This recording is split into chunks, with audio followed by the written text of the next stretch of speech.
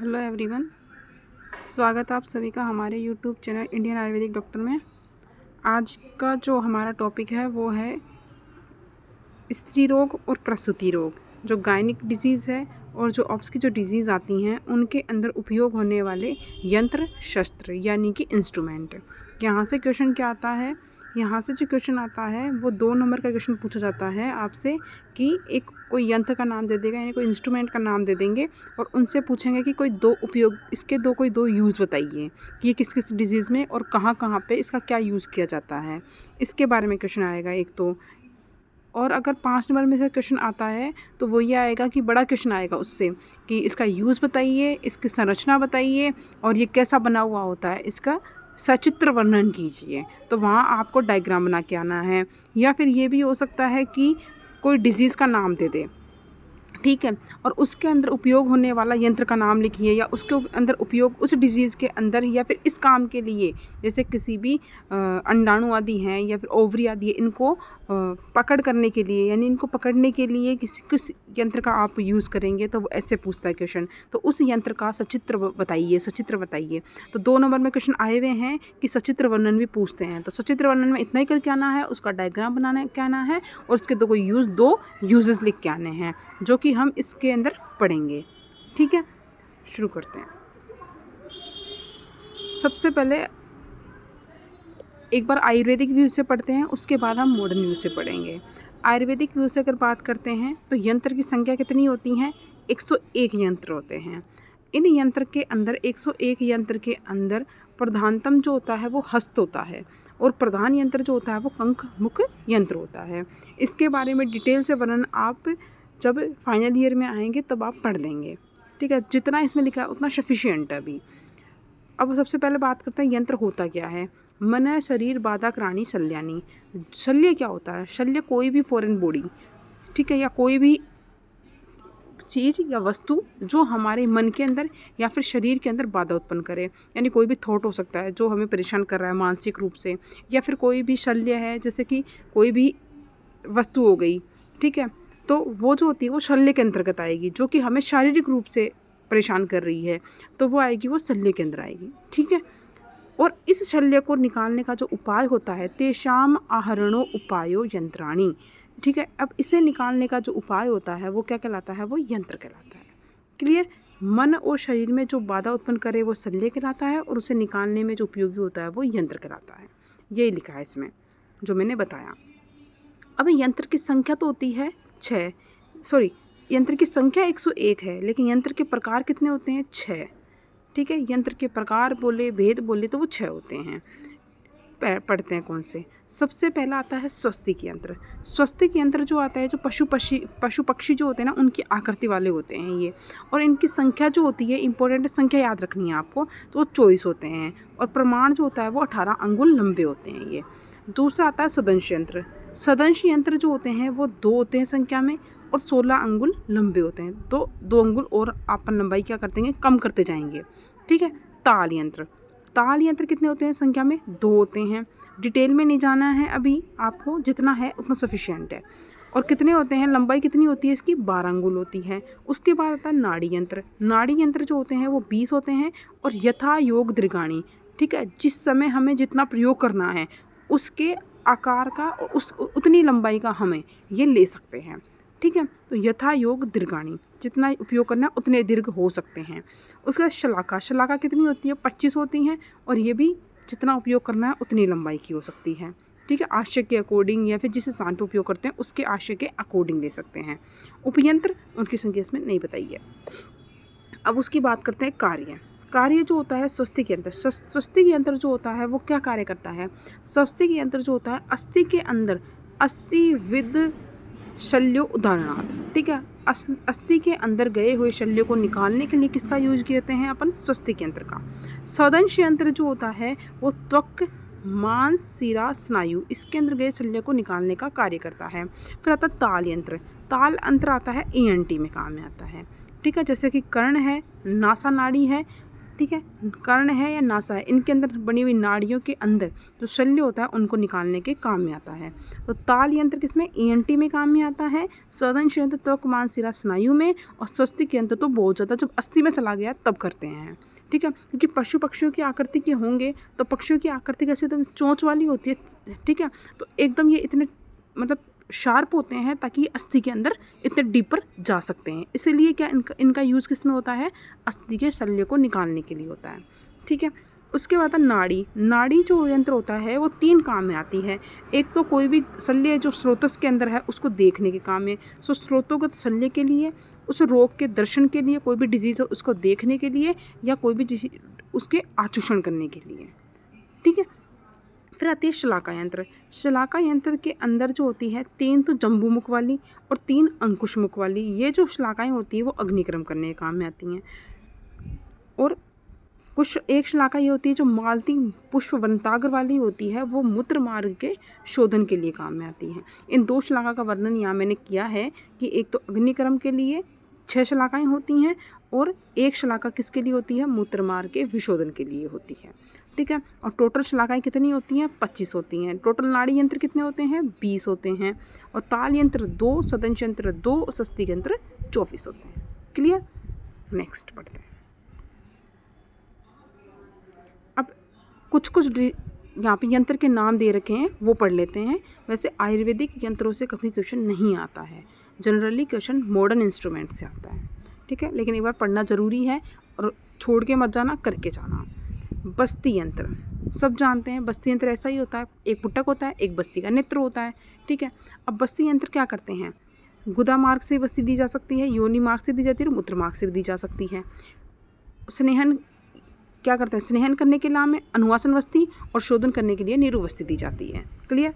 अनुवासन और आस्थापन बस्ती के लिए इसका यूज किया जाता है, किसका, बस्ती यंत्र का। और उत्तीर्ण बस्ती के लिए भी इसका यूज किया जाता है और इसकी आकृति यूँ होती है, ठीक है। उसके बाद आता है योनि व्रणक्षण यंत्र, यानी कि जिसे अपन मॉडर्न में बोलते हैं कुस्को स्पेकुलम, जो मॉडर्न में बोला जाता है इसको, ठीक है। इसमें क्या होता है, योनि व्रणक्षण, नाम से स्पष्ट हो रहा है योनि के अंदर किसी व्रण को देखने के लिए। तो वेजाइना के अंदर किसी भी प्रकार कोई अल्सर है या कोई भी व्रण होता है उसको देखने के लिए। ये कैसे होते हैं, मध्य में से क्या होते हैं, खाली होते हैं, ठीक है। जैसे कि अपने को दिख रहा है ये मध्य में से बिल्कुल होलो है, एम्प्टी है, ठीक, खाली होते हैं। और 16 अंगुल का जितना लंबा होता है ये। और कमल के पुष्प की आकृति होती है, दिख रही है वो साफ साफ कमल का पुष्प ऐसे तो होता है, ठीक है। तो कमल के पुष्प की आकृति होती है। उसके बाद भित्तियों के मूल में 4 शलाकाएँ होती हैं, 1 2 3 4, मूल में 4 शलाकाएँ हैं, जिसके द्वारा क्या करते हैं, दबाव डालने से आगे का मुख्य भाग विस्फारित हो जाता है। अब इन 2 को और इन 2 को अगर अपन प्रेस करते हैं ना, ठीक है, तो आगे का ये जो पार्ट होता है ना, ये ओपन होगा या फिर क्या होगा, क्लोज होगा, ठीक है। इनका डायरेक्ट, इनको आपस में प्रेस करने से डायरेक्ट किस पे इफेक्ट पड़ता है, ये जो 2 पत्तियां सी दिख रही है ना, इनके ऊपर, ठीक है।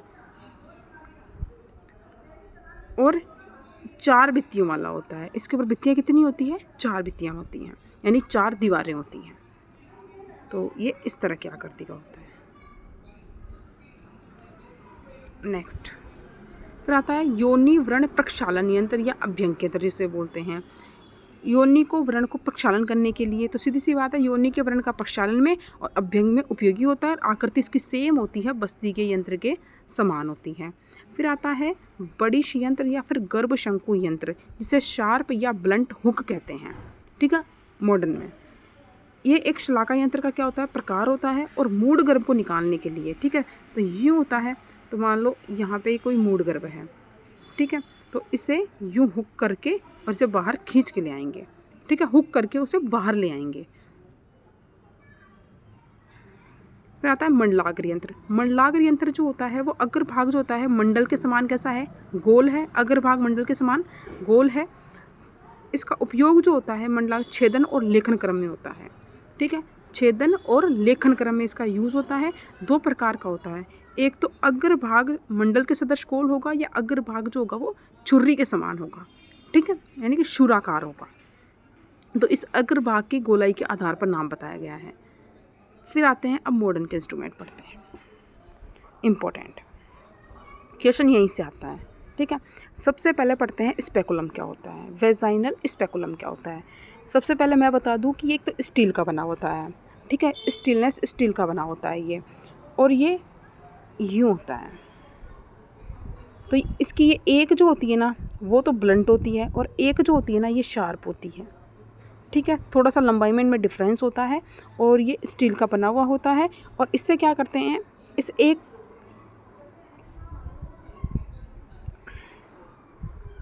इसको तो मतलब अंदर इंसर्ट किया जाता है, और इससे क्या किया जाता है, पुल डाउन किया जाता है, ठीक है। इससे क्या होता है, सर्विक्स जो होती है वो इजीली क्या होती है, विजुअलाइज हो जाती है। क्लियर।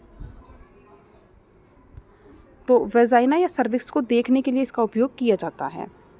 तो यही बताया मैंने, ये एक हैंडल बनाया है और ये इसकी ब्लेड बनाई है दो। क्लियर। नेक्स्ट, अब पहले पढ़ते हैं इस वेजाइनल स्पेकुलम में, पहले पढ़ते हैं हम सिम्स स्पेकुलम, ठीक है, इम्पोर्टेंट है, ध्यान से पढ़ना। ये जो होता है वो स्टेनलेस स्टील का बना हुआ होता है, और सिंगल ब्लेडेड भी होता है, डबल ब्लेडेड भी होता है, यानी एक तो ऐसे भी हो सकता है, ज़रूरी नहीं है इतना भी हो सकता है ये, और या फिर होगा तो ये ऐसे भी हो सकता है। तो एक ब्लेड वाला भी हो सकता है, दो ब्लेड वाला भी हो सकता है। यदि यंत्र डबल ब्लेडेड है, यानी दो ब्लेड है इसके ऊपर, ठीक है, ये दो ब्लेड है इसके ऊपर, तो एक ब्लेड तो बड़ी होती है, मैंने बताया था ना, और दूसरी ब्लेड क्या होती है, छोटी होती है। और बड़ा ब्लेड वाला जो होता है ना, अगर जिसकी बड़ी होती है ब्लेड, यानी लंबी होती है, वो तो पैरस महिलाओं में यूज़ होती है, और जो छोटी होती है वो नल्ली पैरस महिलाओं में यूज़ में की जाती है, ठीक है। उसके बाद है इसका प्रयोग है, यह स्त्री रोग को देखने के लिए, यानी कि डायग्नोस करने के लिए, किसी भी डिजीज़ को, गायनिक डिजीज़ को डायग्नोस करने के लिए इसका यूज़ किया जाता है। यह जो होता है ये एंटीरियर वेजाइनल वॉल को रिट्रैक्ट करने के साथ में प्रयुक्त होता है। एंटीरियर वेजाइनल वॉल जो होती है उसको रिट्रैक्ट करने के लिए इसका उपयोग किया जाता है। तो दूसरा होता है स्त्री रोगों में प्रयोग, या स्त्री रोगों के निदानार्थक, या फिर स्त्री रोगों के चिकित्सार्थक। थेरेपेटिक पर्पस भी हो सकता है या डायग्नोस्टिक पर्पस भी हो सकता है, दोनों पर्पस से इसका यूज किया जाता है। फिर आता है परीक्षण हेतु, किन किन के परीक्षण में इसका यूज करते हैं, देखते हैं। कोई भी शल्यक्रम कर रहे हैं, जैसे कॉटराइजेशन कर रहे हैं, तो सिम्स स्पेकुलम चाहिए होगा हमें। कोई भी पेप्सी स्मीयर टेस्ट कर रहे हैं तो भी चाहिए होगा। सर्वाइकल बायोप्सी कर रहे हैं तो भी हमें इसका यूज़ करना होगा। परीक्षण के लिए जैसे हिस्टेरोस्कोपी कर रहे हैं, या हिस्टेरोसाल्पिंजोग्राफी कर रहे हैं, या डीएनसी कर रहे हैं, या वेजाइनल हिस्टेक्टोटोमी कर रहे हैं, तब भी हमें किसका यूज़ करना पड़ता है, सिम्स स्पेकुलम का यूज़ करना पड़ता है। क्योंकि सिम्स स्पेकुलम के बिना हमें सर्विक्स विजुलाइज नहीं होगी, और जब तक सर्विक्स विजुलाइज नहीं होगी तब तक हम उसके सर्विक्स को नहीं पकड़ पाएंगे। फिर तीसरा होता है प्रसूति रोगों में। प्रसूति रोगों में जैसे कि गर्भिणी के अंदर पर स्पेकुलम एग्जामिनेशन करने में इसका उपयोग किया जाता है।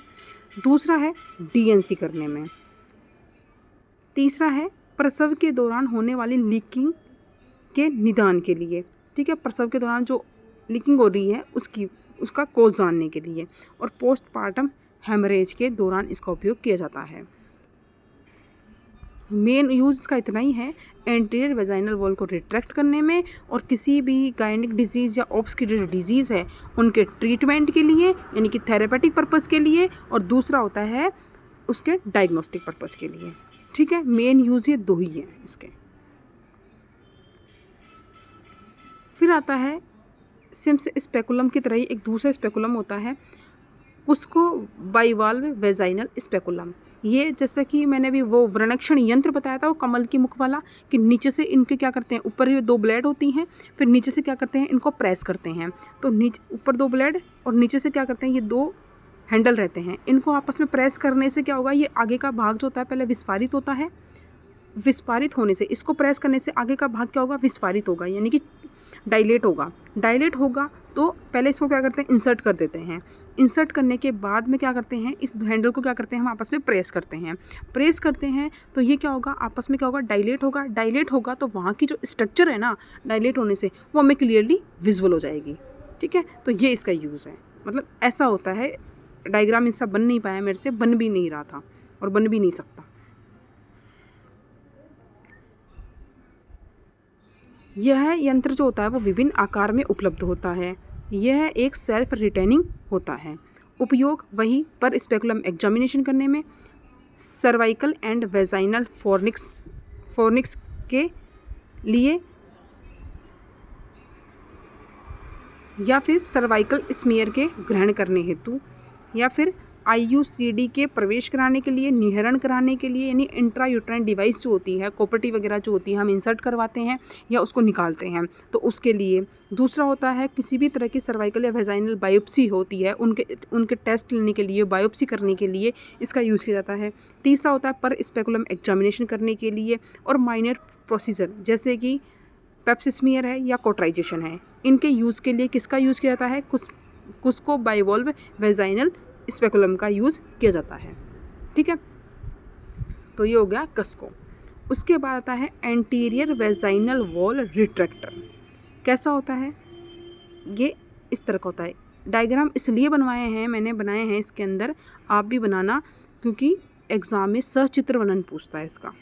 ठीक है, इसका नहीं पूछेगा, टेंशन मत लो, आएगा तो सिर्फ स्पेकुलम ही आएगा। यह एक लंबी है सकरा, यानी कि थोड़ा छोटा होता है आकार में, सिरों पर अंडाकार, यानी कि इसके जो सिरे होते हैं, जो दोनों ओर के जो सिरे होते हैं वो कैसे होते हैं? ओवल शेप के होते हैं। ठीक है, अंडाकार होते हैं, यानी ओवल शेप के होते हैं, और ये सिम्स स्पेकुलम के साथ यूज़ किया जाता है। तो सिम्स स्पेकुलम के साथ में किसका यूज़ किया जाता है? एंटीरियर वेजाइनल वॉल रिट्रैक्टर का यूज़ किया जाता है। इसका यूज़ क्या होता है? एंटीरियर वेजाइनल वॉल को रिट्रैक्ट करने में इसका यूज़ होता है। First, to retract anterior vaginal wall. Second, पर स्पेकुलम एग्जामिनेशन करने के लिए। Third use, vaginal operation like DNC and vaginal हिस्टेक्टोटॉमी।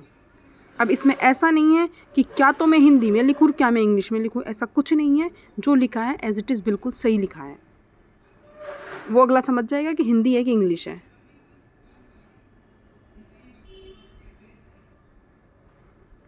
फिर तीसरा आता है सिंपल रबर कैथेटर।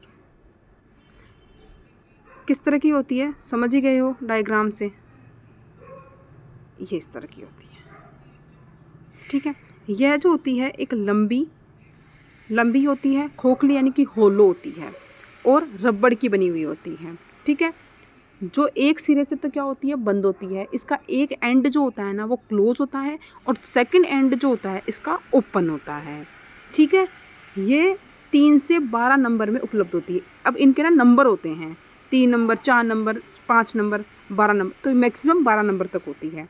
यह सामान्यतः 8 नंबर आकार की साइज जो होती है गायनिक डिजीज़ में यूज़ में ली जाती है। तो गायनिक रोगों में कौन से नंबर की? 8 नंबर की जो सिंपल जो रबर ट्यूब होती है वो यूज़ में ली जाती है। इसका उपयोग क्या होता है? इसका उपयोग जो होता है रिटेंशन ऑफ यूरिन के अंदर इसका यूज़ होता है।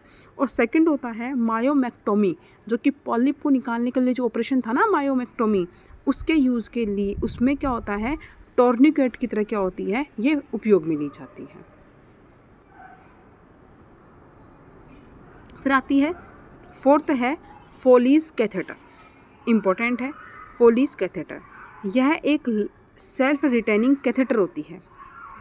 ये 40 सेंटीमीटर क्या होती है? लॉन्ग होती है। 40 सेंटीमीटर इसकी लंबाई है, जो कि विभिन्न आकार और साइज़ में उपलब्ध होती है। तो मेन इतना ही है कि सेल्फ रिटेनिंग है, और 40 सेंटीमीटर की ये होती है।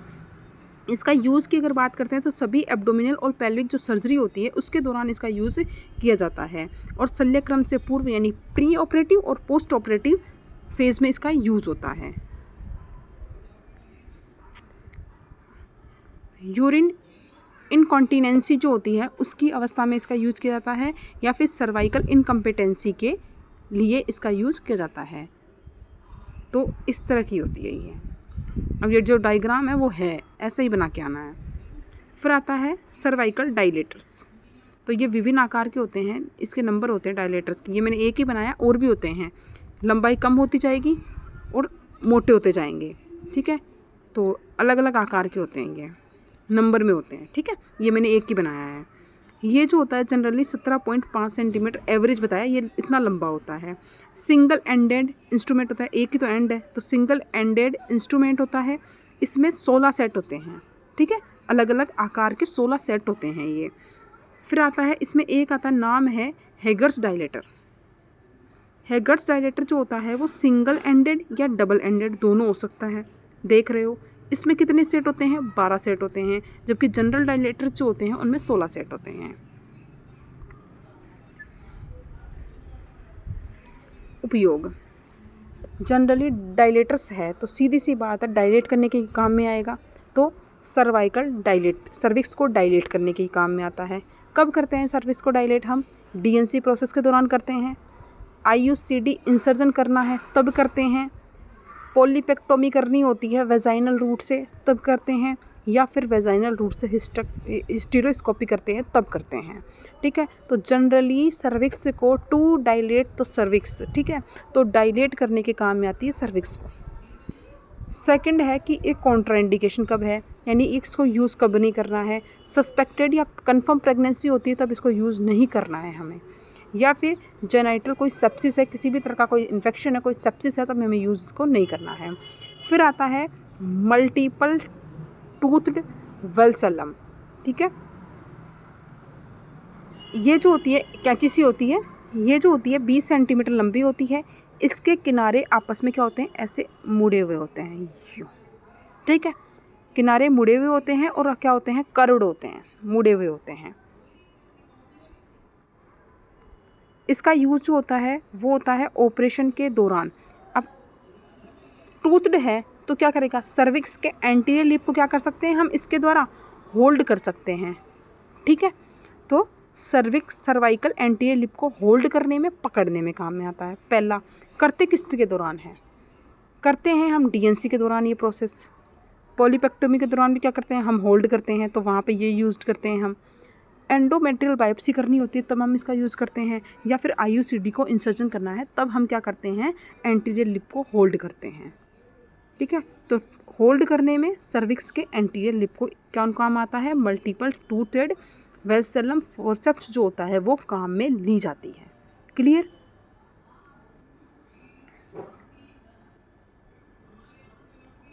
मायोमेक्टोमी में स्मॉल, अब देखो मायोमेक्टोमी करते हैं तो जो मैंने बताया था मायोमेक्टोमी में क्या करते हैं कि मायोमेक्टोमी में जो पोलिप होता है उसके पेडिकल जो होता है उसको क्या करते हैं? मल्टीपल टूथेड जो वेलसेलम होता है उसके द्वारा होल्ड करते हैं, और उसको क्या करते हैं? बार बार क्या कहते हैं? ट्विस्ट करते हैं, और ट्विस्ट तब तक करते जाते हैं जब तक क्या वो पूरी तरह से टूट कर बाहर ना आ जाए। तो वही है इसके अंदर कि मायोमेक्टोमी में अगर स्मॉल फाइब्रोइड है उसको पकड़कर ट्विस्ट करने में काम में आता है। फिर आता है, ये तो मल्टीपल था, ये सिंगल टूथड वेलसेलम है। सिंगल टूथ वेलसेलम जो होता है वो नल्ली पेरस, ठीक है, नल्ली पेरस इनफर्टाइल पेशेंट में यूज़ करते हैं। जो नल्ली पेरस वुमेन है, इनफर्टाइल है, उनके अंदर क्या करते हैं? हम सिंगल टूथेड का यूज़ करते हैं। इसमें क्या होता है? टिनाकुलम नाम से भी जाना जाता है, इसे टिनाकुलम नाम से भी जाना जाता है। यह क्या होता है? सीधा होता है या कर्व्ड होता है? ठीक है, तो ये सीधा होता है या क्या होता है? कर्व्ड होता है। इसके उपयोग की बात करते हैं। इसका उपयोग जो होता है एम्पुटेशन ऑफ सर्विक्स, दूसरा होता है फॉदर्स गिल ऑपरेशन, बताया था मैंने। ठीक है, सब टोटल हिस्टेक्टोमी में और डीएनसी के अंदर एंटीरियर लिप को पकड़ने में। मेन इसका यूज़ एक ही है, to hold anterior lip of cervix. ठीक है, फिर आता है यूटेराइन साउंड का यूज़। यूटेराइन साउंड इम्पोर्टेंट है, हर साल पूछी जाती है। यूटेराइन साउंड जो होती है एक तरह से ऐसी होती है, ठीक है, ये ओवल शेप होता है। इसके ऊपर ना वो डायमेंशन लिखे होते हैं सेंटीमीटर में। ठीक है, देखते हैं, यह 30 सेंटीमीटर लंबी होती है। कितनी होती है? जैसे स्केल होती है ना एक अपना, स्केल के ऊपर डायमेंशन लिखे होते हैं, 1 सेंटीमीटर, 2 सेंटीमीटर, 3 सेंटीमीटर, तो वो लिखे हुए होते हैं। तो 30 सेंटीमीटर लंबी होती है, और किनारे पे क्या होता है? एक हैंडल होता है। ठीक है, जिससे क्या करते हैं? इसको इंसर्ट करवाते हैं। इसका अंतिम सिरा क्या होता है? ओवल शेप का होता है, ओवल पॉइंटेड होता है, लास्ट एंड जो होता है इसका। इस पर इंचेज या सेंटीमीटर में नंबर लिखे होते हैं जो कि अंतिम सिरे से दूरी को बताते हैं, जो इस अंतिम सिरे से इसकी दूरी को बताते हैं। ठीक है, कि कितनी दूरी पर है।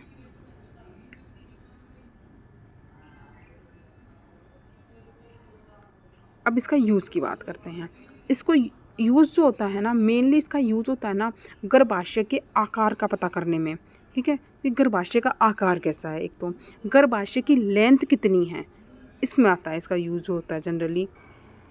दूसरा इसका यूज़ होता है यूट्रस की पोजीशन जानने में, कि यूट्रस की पोजीशन क्या है, यूट्रस की पोजीशन क्या है, यूट्रस की पोजीशन, उसकी डेप्थ यानी उसकी गहराई, उसकी लेंथ, इन सबको जानने में इसका यूज़ होता है।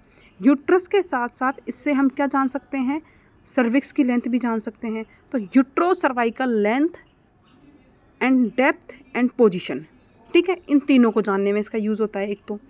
सेकंड इसका यूज़ होता है, अब एक बताओ, डायलेटर्स का यूज़ हम क्या करते हैं, सर्विक्स को डायलेट करने में करते हैं। तो एक तरह से ये डायलेटर्स भी तो है कि इसको इंसर्ट करवाते हैं तो क्या होती है, कोई चीज़ डायलेट ही तो होगी, डायलेटेशन होगा, तो एक्ट्स लाइक ए डायलेटर। तो ये डायलेटर की तरह भी क्या करते हैं, प्रयोग में ले सकते हैं हम।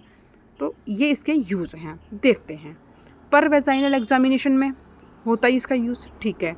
दूसरा होता है यूट्रो सर्वाइकल कैनाल, ठीक है, उसकी दिशा जानने में, उसकी डायरेक्शन, उसकी लेंथ एंड उसकी पोजीशन एंड उसकी डेप्थ जानने में।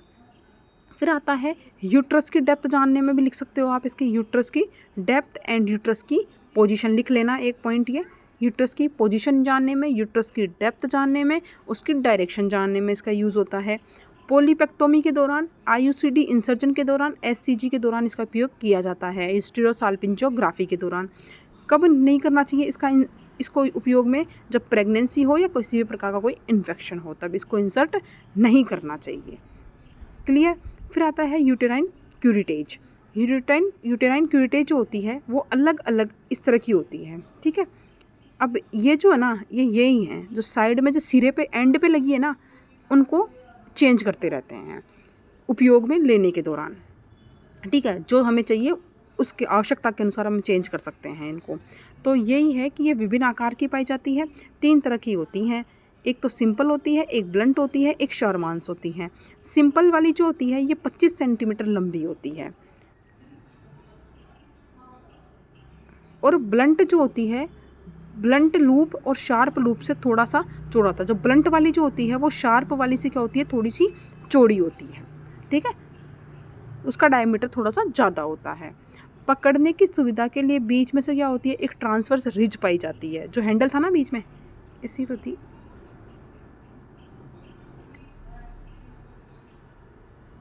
ऐसी, ठीक है। तो इससे क्या कर लेंगे हम, यहाँ से इजीली पकड़ सकते हैं। फिर आता है शार्प लूप।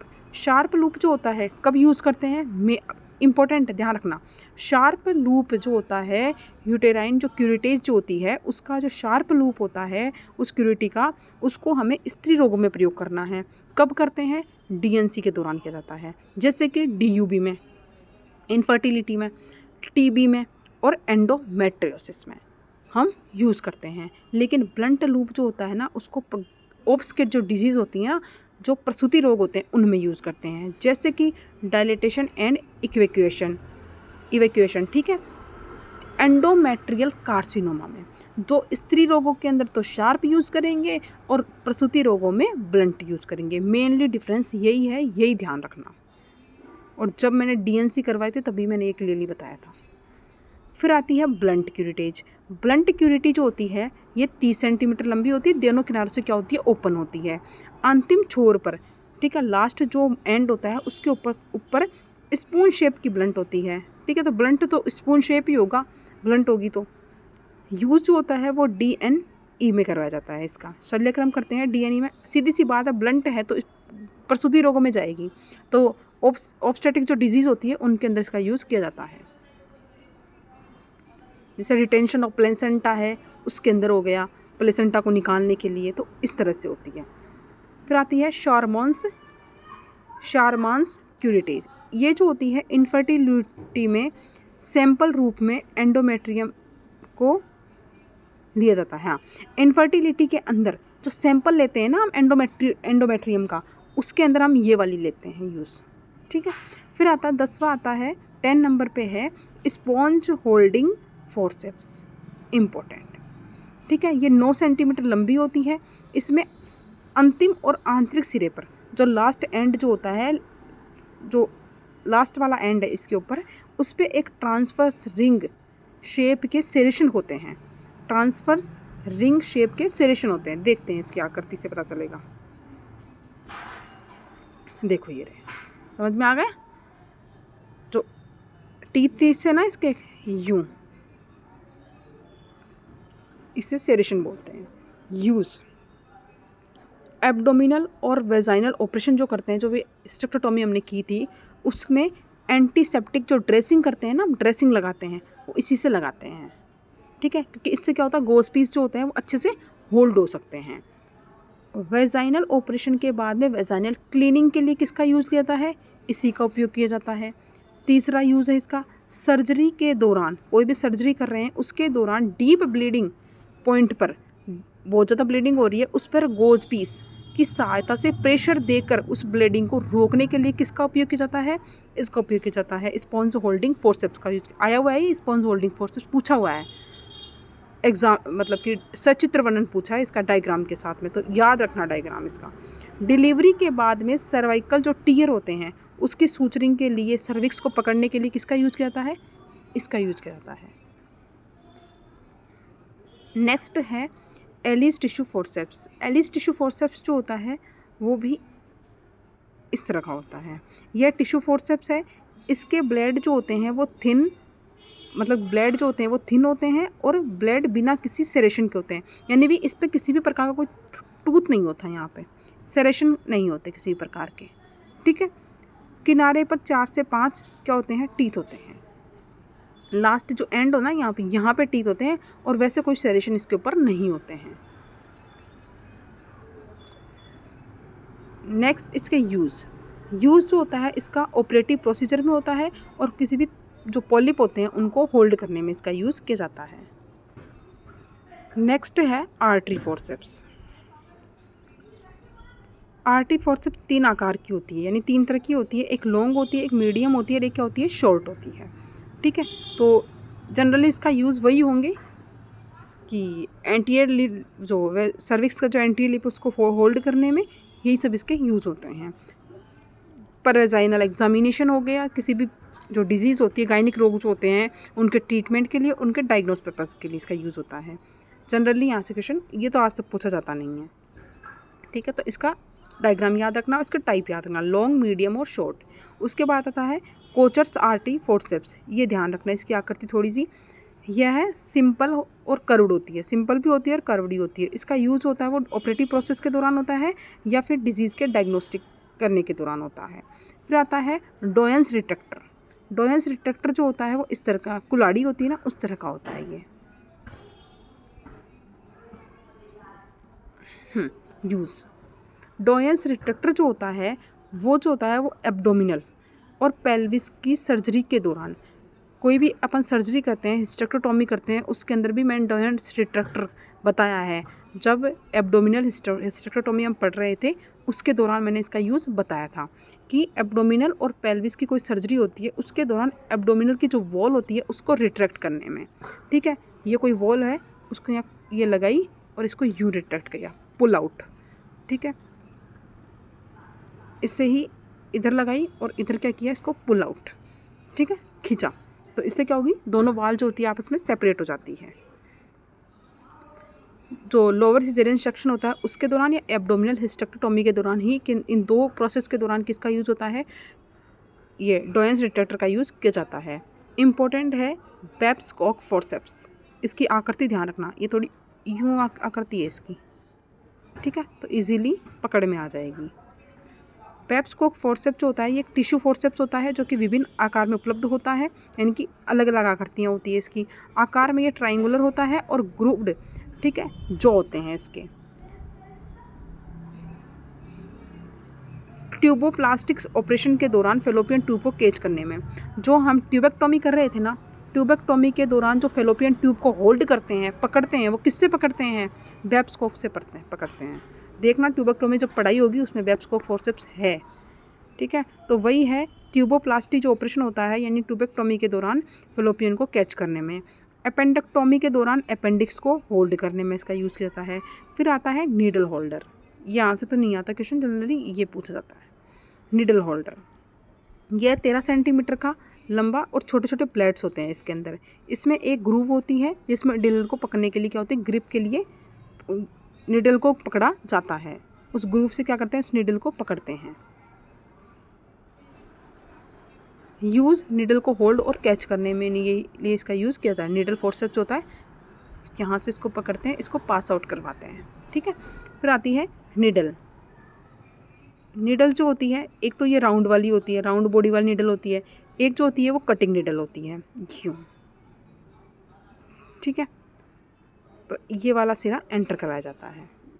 जब आप सर्जरी की अगली साल जब सर्जरी पढ़ेंगे तो उसके दौरान आप जब ऑपरेशन थिएटर में जाएंगे कभी तो देखना यही मिलेंगी। फिर आते हैं स्काल्पल।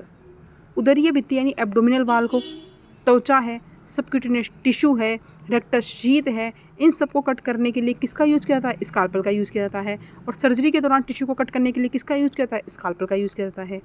फिर आता है अम्बिलिकल कॉर्ड क्लैंप। वो एक ऐसी आती है ना, ऐसी सी होती है वो, ठीक है। तो वही है, प्लास्टिक की होती है या एल्यूमिनियम की बनी हुई हो सकती है। इसका यूज़ क्या करते हैं, बच्चे के जन्म के बाद में अम्बिलिकल को क्लैंप करने में, ठीक है, उसको होल्ड करने में इसका यूज़ किया जाता है। फिर आता है पॉलिप फोर्सेप्स। पॉलिप फोर्सेप्स ये दो होते हैं ना चम्मच की तरह के। इसमें क्या करते हैं, बीच में पॉलिप को पकड़ लेते हैं और उसे क्या करते हैं, ट्विस्टेड करते जाते हैं। तो पॉलिप नाम से क्लियर है, पॉलिप फोर्सेप्स। बस इसकी डायग्राम या आकृति ध्यान रखना आगे से। पीछे से सबकी आकृति, सारी कैंचियाँ एक जैसी लगती हैं, ठीक है, सारे फोर्सेप्स एक जैसे हैं, बस आगे से बेब्सकोक है, ये पॉलीफोर्सेप्स है, स्पॉन्ज होल्डिंग है, इनको थोड़ा ध्यान से रखना। मल्टीपल टूथेड वेलसेलम था और सिंगल टूथेड वाला था, इनको ध्यान से रखना थोड़ा सा। इसका यूज जो किया जाता है यूटेराइन कैविटी से एंडोमेट्रियल पॉलिप को निकालने के लिए इसका यूज़ किया जाता है। तो ये थे इंस्ट्रूमेंट आपके, बाकी नेक्स्ट क्लास में देखते हैं। ओके।